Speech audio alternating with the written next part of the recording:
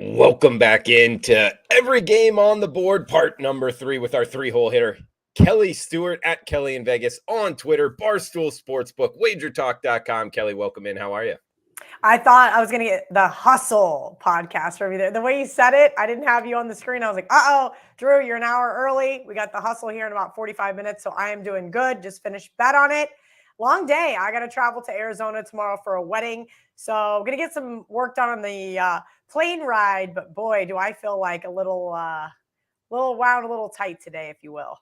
Hey, we always appreciate you taking the time, Kelly. I know the listeners like it. And guys, we are going top of the card on Saturday, 319, 320, Texas Tech, Iowa State, down to 344. That is the Illinois-Michigan game. So if you go to wagertalk.com, the live odds tab, college football, we are hitting every single game on the board. Those little numbers next to the team name, that's rotation numbers. We're going down in order. This is top of the card on Saturday. Texas Tech, Iowa State, 7 o'clock Eastern, 4 o'clock Pacific kick here.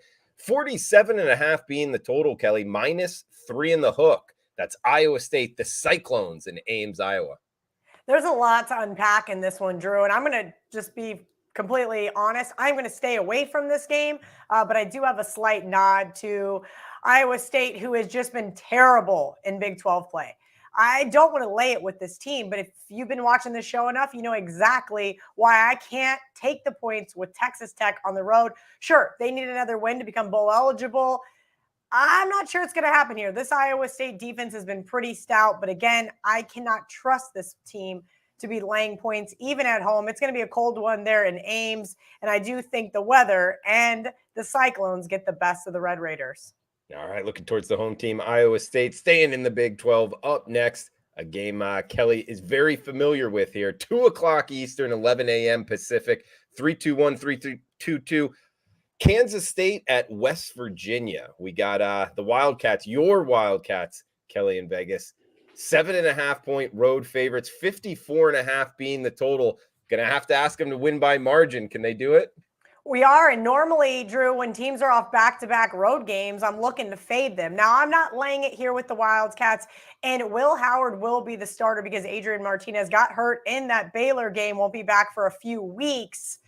But K-State, according to Mark Lawrence, 6-1 against the spread in the second game of a back-to-back conference road games. So that gives me a slight lean towards Kansas State here, but West Virginia has been super scrappy in Morgantown, just got the best of Oklahoma. I'm still kicking myself for leaving that one off my card, but I'll lean towards the Wildcats here. The Big 12 has been kind of a little screwy outside of TCU. While I do think TCU loses to Baylor this week, K-State controls their own destiny. Take that for what you will. But I do believe we'll see TCU and Kansas State in the Big 12 championship game here in a couple of weeks. Oh, Kelly, you just laid a bombshell there. TCU's going down. I'm hoping they're going to make the playoff. Oh, Drew, I don't know. You know, I was just there with our good friend Chris Thurston, who you'll see up next on The Hustle, and we talked about it. And he said, you know, he left mid-third quarter of the game, and I knew he's in a bad mood. I would have been in a bad mood if my team only made one field goal and kind of got beat up that bad at home. But it was really interesting because when he got to the car, he was kind of mellowed out, and it was kind of quiet for about the first 10 minutes of the car ride back to Dallas. And I said, you know, you guys are going to beat TCU next week anyway. Like, you didn't care about this game, and he got kind of quiet. And he goes, what do you make the line? I said 3. Sure enough, opened 3. Already got bet. I bet Baylor +3. So I like Baylor in a what I would call a buy low spot. TCU handled business, solidified themselves in a Big 12 championship game, and we know this team's been overachieving all season long. Oh man, stepping in front of them though. Sometimes it's just you know, they're riding the train there. But Kelly, the weekend was fun in Waco. Did you enjoy it? Oh, yeah, I had a great time. It's always a good time to hang out with friends. It's never a good time to cheer against each other. But I kind of took it personally when he laid it with the Pats and I had the Colts when I was there at Gillette. So I figured now we're even. Awesome. Big 12 showdown there in Waco. Going Kansas State's way. Unfortunately, I bet Baylor too. And they no-showed, but hey, it is what it is. As we head to Tallahassee. Or you have to look at it this way, Drew. The K-State defense showed. And that's something that sometimes you get a little roller coaster ride from that team. That is true. We got Lafayette, and that's Louisiana Lafayette versus Florida State up next. Tallahassee, I believe you went there either this year or last year, Kelly. They're laying 24 at home, 52 being the total. What'd you think of Tallahassee, and anything on this game? I had a great time in Tallahassee, and don't tell the people in the swamp, but I enjoyed it more, except for Mike Norvell in overtime. That one wasn't very much fun, but man, he's got this team playing really well. I know because I bet against him 3 times this year. I'm currently 1-2 against the spread betting against the Noles. That's not very much fun. I did get the outright winner with Wake, but Syracuse no-showed for me last week in my parlay. This is an interesting one because who does Florida State have on deck? That's right, in-state rival Florida. I think it's going to be a big game for the both of them. I would love to step in front of Florida State one more time. But this ULL team, since Billy Napier bolted and went to that same said Florida team, I don't know how I really feel about them being able to get up and go, but they were under him 6-0 against the spread as double-digit underdogs. So something to keep note of there, but I'm going to be passing on this one. Penn State and Rutgers up next, 3:30 Eastern, 325, 326 as we're making our way down. -19, that is the Nittany Lions as the road favorite, 45 being the total in New Jersey. Yeah, I don't want to lay points with Franklin ever, like ever. Hell, I don't even want to take points with him some days. This is a Penn State team that has shown us some moments and greatness over teams that, well, we expect them to beat, like Maryland. Rutgers has been scrappy several times this year, but I just don't know if I trust them here either. I will say this, Mark Lawrence says that James Franklin as road chalk of more than 14 points, 10-1 against the spread. So I do have to give him a little bit of credit there, but I cannot trust this team on the road. Penn State is, listen, they are good against bad opponents and terrible against good opponents. And that's just an unfortunate part of this team. But I think you have to lay it or don't play it here. Kelly, heading to the SEC up next, 7 o'clock Eastern here, 327, 328, Tennessee at South Carolina. Tennessee -21 to as high as -22 here, depending where we're shopping. 66 being the total in Columbia. Kelly, I got something I want to run by you. Feel free to shoot as many bullets into this philosophy as you want. Tennessee with one loss on the east side of the SEC, likely not going to make it to Atlanta for the SEC championship game, but they'll be waiting to make it into the playoffs. Style points matter. Josh Heupel, he was one going back to his UCF days. He will run it up on his opponents. I think that combination, I'm looking to lay it with Tennessee down the stretch. Do you have any thoughts? This is a Gamecocks team, Drew, that I don't know a lot about. I'm really glad that I didn't take the points with them. They were on my long list last week, and Florida just absolutely routed them 38-6. Tennessee, you're right. There's an argument to be made whether they should get in or not because they're not going to let in a one-loss TCU team, and they may not let in a one-loss Pac-12 team. But we'll see how that one ends up panning out. I agree with you on the style points, but this is a lot of style points to be asked of, right? This one's a toughie. I'm going to pass yet again here, but I have a slight lean towards South Carolina. Maybe didn't look as bad as we saw in the swamp last week. All right, maybe the home dog. We got North Carolina State and Louisville up next, 3:30 Eastern, 45 being the total. We're seeing Louisville -4 at home. Yeah, NC State, boy, what an ugly loss to Boston College. That was kind of a fluky thing, right? And, this is Louisville, who I bet last week in Clemson, and Malik Cunningham was in like a weird I don't know if I tweeted that it was a cast. I was at a bar in Waco, Texas. It was on the little TV, so maybe it wasn't a cast, but it's still, you could definitely tell he was hurt. He got hurt in the second quarter and did not come back. So I've got a big question mark here with him. But if I find out he's a go, and this one keeps getting bet up, which currently is being bet down, I lean towards the Wolfpack here. I don't think that they're as bad as we saw. And that's sometimes like a buy low spot or situationally how I like to look at it. Marco D'Angelo gave this one out as his, I believe, sandwich spot because on Bet on it just a few minutes ago. So that's why he kind of put this one on my radar. Louisville has Kentucky on deck. And this is a very winnable game versus Kentucky next week. Maybe they're looking ahead here. Interesting. Yeah. In-state rival there. up against Kentucky next week. We got Syracuse and Wake up next, 8 o'clock Eastern in Winston-Salem. We're seeing the Demon Deacons minus 10-point home favorites, 56 being the total against the Qs. Yeah, I think Syracuse just looks just defeated, right? They've now dropped 4 straight, if you include that 21-10, basically choke job by them in Death Valley. I don't know what to make of this team. I thought they would get up for the number 23 team in the country last week. They haven't. 11 points in their last 2 games. Come on. That's disgusting. I can't trust this team. At least Sam Hartman tries to make plays downfield. At least this defense is going to show something, because that's, from what we saw from the Orange, that's just not a team I can get behind. Bottom line, this is a lot of points, but there's no way I touch the Orange here. Staying in the ACC, up next, Duke at Pitt. Pitt minus 7 in the hook at home, 50 being the total up against Duke here, Kelly. Yeah, I think I have to take the better run defense plus the points here. They've only allowed 6 touchdowns on the ground as of this season. Pitt can't pass the ball, so how are they going to score? They're going to have to run it. I think this is going to be a lot closer than the spread indicates. I like Duke, and I put them in my 3-team moneyline parlay for this week, Drew. Look out for that at Kelly in Vegas on Twitter. How else can people watch the parlay video? Yeah, it'll be out Friday, 5 p.m. Eastern, as it is every week. It'll be basically the last one of the season.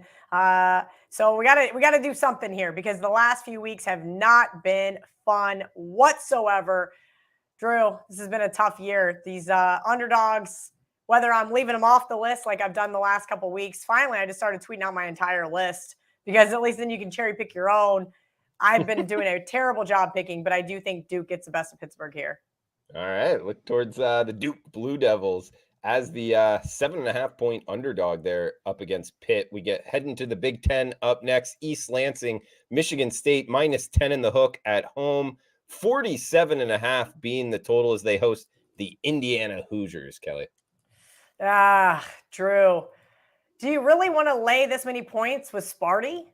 And then on the flip side, you've got 17 or less in the last 4 or 5 games from the Hoosiers. I think that Sparty's trending upwards, right? We gave them a lot of grief, and they went in to Illinois as 17-point underdogs, missing some key players, and got the win. But they have been so sloppy. So sloppy. And I can't trust them here laying points. And so it's just easier to pass. Virginia Tech Liberty up next. We're seeing the Flames minus 9 in the hook, actually bumped up mostly minus 10s now at home, 46.5 being the total. Hokies at the Flames. Still kicking myself for not betting that Liberty letdown and look ahead spotter, if you will, last week at UConn. I was so frustrated with myself on that one. Virginia Tech, though, boy, woof. This team has been so frustrating all season long. You'd think that they'd want to show some face. If they could get a win here, then they won't be in last place. It'll be their in-state rival, Virginia, next week for sole last position in the ACC. God, I bet they can't wait for basketball season in the good state of Virginia. But I can't lay it here with Liberty. I do think Liberty has been a scrappy underdog all season. They've won for me on a couple of different occasions as outright dogs. But now we're asking to be big-time chalk, and I think that's asking just a little too much from this team. Guys, we got 3 games left. We're talking with Kelly in Vegas on Twitter, Kelly Stewart, Barstool Sportsbook, wagertalk.com. Check out her show Bet On It on the Wager Talk YouTube channel. Also Money Shots on Barstool Sportsbook YouTube as well with Megan making money. Kelly, we usually do this on Thursday. We had to do it on what? You're traveling for the holidays? No, I actually am going to a wedding. I know I don't go said. to weddings during football season. Must be somebody important. Unfortunately.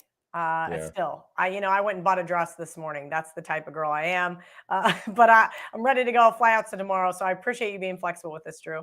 Oh, absolutely. Are you spending Thanksgiving in the Sunshine State, or are you? That's the plan. I will be back to spend Thanksgiving in the Sunshine State, and then I hopefully will be heading to Dallas for the Big 12 championship game right after my birthday. Then I'm going to Baltimore to see Ariel Epstein and watch her Ravens just absolutely demolish the Broncos. Back to the Sunshine State to take grandma to the Bucs Saints game. And then maybe I can like just stay home for the first couple weeks, brush up on some college basketball, and watch some bowl games. Yeah, just chill out for a little while. As we got Miami and Clemson up next, ACC battle here. Tigers minus 19 at home, 48 being the total. Miami Hurricanes in Clemson, South Carolina here, Kelly. Can you trust Clemson's offense here? Now, I know they looked decent last week, and the Louisville team that I bet against did not. Can Miami even score, though? That's the flip side. I mean, Joe Ranieri yells at me all the time, whether it's on the hustle or whether it's on Bet on It, and says, Kelly, don't get Cristobaled. Yeah. And that's exactly what happened. So Clemson has been on a nice little series win streak here, 6-1 against the spread in their last 7 versus Miami. Has Miami packed it in offensively? I can't trust this team, but I'm definitely not laying it here with Clemson. Ohio State and Maryland up next. Buckeyes minus near 4 touchdowns, seeing minus 27.5 at most sports books here, Kelly.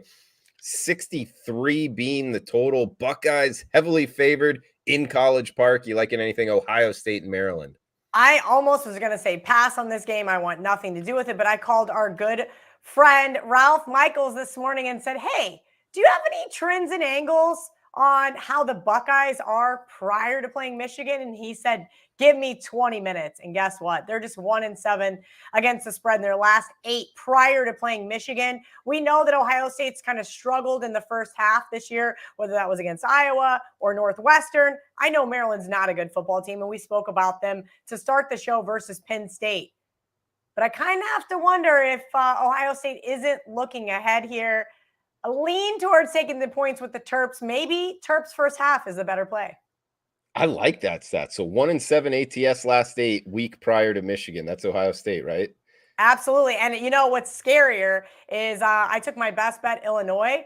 And then after I gave that to the Bet on It producers, he said, yeah, but Michigan's really good the week prior playing Ohio State. So it's kind of a really interesting dynamic there, depending on how you like to spin it. We all know trends and angles. You don't bet on or against a team because of it, but if it helps build your argument, and I think that Maryland first half is probably the way to go here. Yeah, and it's also been the same head coach, Ryan Day, for what, 5-ish years. Something like that. Yeah, so he's a big part of that. Interesting. Love the stat there, Kelly, as we got, 2 games left here. Illinois, Michigan, speaking of Illinois, 42 being the total, minus 17.5, minus 18. That's Michigan in the Big House. Spoiler alert, I did not remember that we were going to be talking about this game because I'm all discombobulated on Wednesday. So sorry for skipping ahead there. Hey, no disrespect to Jim Wooldridge. That would be K-State's old basketball coach, Jim Harbaugh. They're 10-0. Congrats to this team. They've looked pretty solid throughout most of the season. Now, we've got a noon sleepy kick. And we've got Ohio State playing later in the afternoon. All they have to do is just get the W here. I think this is entirely too many points for that Illini defense. Second in the nation against some really good FBS teams as far as keeping teams to a season low yardage. I really wish actually when Ralph called me after the show and said, hey, Michigan's been really good prior to playing Ohio State. I wish he wouldn't have told me that because it kind of made me take a step back and go, okay, maybe I'm missing something here. But this team hasn't really showed me a ton of discipline. And I know that it's kind of a buy low spot. I bet against this Illinois team last week with Purdue. Kicked myself for not having a single dollar on the money line. But Illinois has kind of fallen a little bit from grace. But I do think Bielema gets his squad up. This is a much bigger game for Illinois than it is for Michigan. And they kind of still control their own destiny, if you will, in the West, right? They can somehow get a win here. They can probably stay atop those rankings, but it's a toughie, right? Winning in the Big House is tough. This Michigan team doesn't lose there very often. So I ended up not putting them on my parlay card, but I do think that they keep it well within the 2 scores.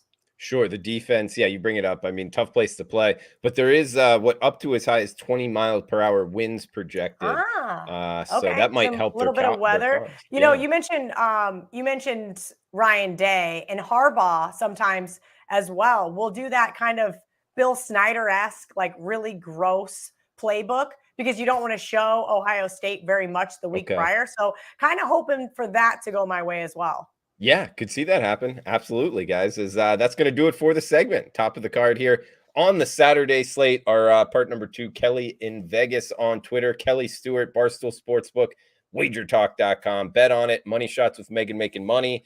In her parlay coming out on Friday. So Kelly, thanks for the time as always. Do you have a most confident play? One that you like the most for the listeners, and any final thoughts for the show? Illinois is the one that I gave out as my best bet on. Bet on it for you guys. I will give out Duke. I think Duke is definitely worthy of a money line sprinkle here. I also think, sorry, Pat Narduzzi, they might even have the coaching edge. Duke plus 7.5. All right. Wow, you don't like Narduzzi kicking some field goals there for Yeah, Pitt? we all know. He's been on my shit list for a long time, Drew. Awesome. Well, let me rephrase that. Particularly when laying points. Okay? Like, come on, you can't it's hard to cover when you're kicking 3 when you should be going up 7. Well said, Kelly. And shout out to you, Preston, in the chat box here. And yeah, guys, feel free to reply below in the reply section. Any questions, all is welcome. So Kelly will be back, as will I, on the Hustle, 6 o'clock Eastern, Wager Talk YouTube channel. Come and join us. Thanks to Kelly Stewart, and thanks for tuning in. Cash those tickets. We will be back tomorrow with Robbie Vino finishing off the Every Game on the Board podcast.